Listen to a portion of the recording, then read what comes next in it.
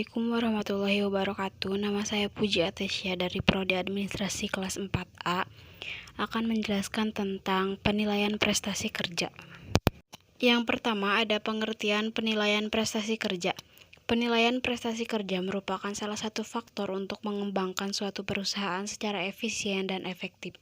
Bagi para pegawai, penilaian prestasi kerja tersebut berperan sebagai umpan balik tentang berbagai hal seperti kemampuan, kekurangan, dan potensi yang ada. Selanjutnya ada tujuan penilaian prestasi kerja.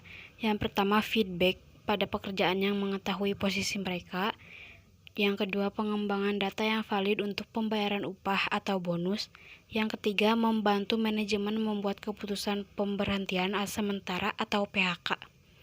Manfaat penilaian prestasi kerja. Yang pertama, perbaikan prestasi kerja. Yang kedua, penyesuaian kompensasi.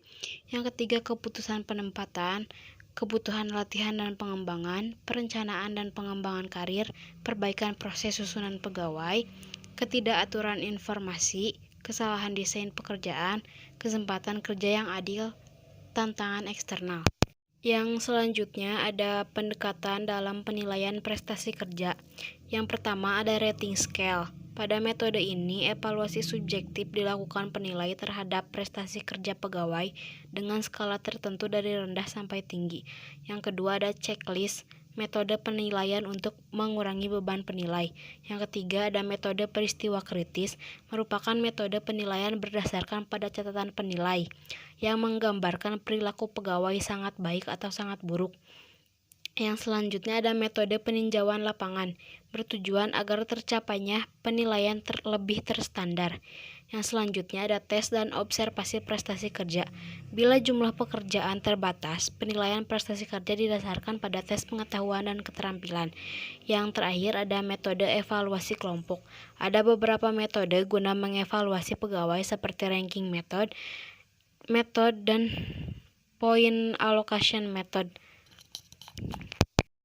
Yang selanjutnya ada faktor yang mempengaruhi penilaian prestasi kerja. Yang pertama ada halo effect, terjadi bila pendapat pribadi penilai tentang pegawai mempengaruhi pengukuran prestasi kerja. Yang kedua ada prasangka pribadi, faktor yang membentuk prasangka pribadi terhadap seseorang atau kelompok bisa mengubah penilaian. Yang ketiga ada pengaruh kesan terakhir. Bila menggunakan ukuran prestasi kerja subjektif, penilaian sangat dipengaruhi kegiatan pegawai paling akhir atau efek. Yang selanjutnya ada syarat-syarat penilaian prestasi kerja. Yang pertama, untuk mendapatkan penilaian yang jujur, adil, dan objektif, maka penilai haruslah orang yang mengerti tentang faktor-faktor yang menjadi indikator penilai. Penilai harus tegas dan hendaknya mendasarkan penilaiannya pada benar atau salah. Yang ketiga, penilai harus mempunyai kewenangan formal supaya mereka dapat melaksanakan tugasnya dengan baik. Mungkin hanya sekian yang dapat saya sampaikan. Mohon dimaafkan atas kekurangannya. Wabillahi taufiq wa hidayah. Wassalamualaikum warahmatullahi wabarakatuh.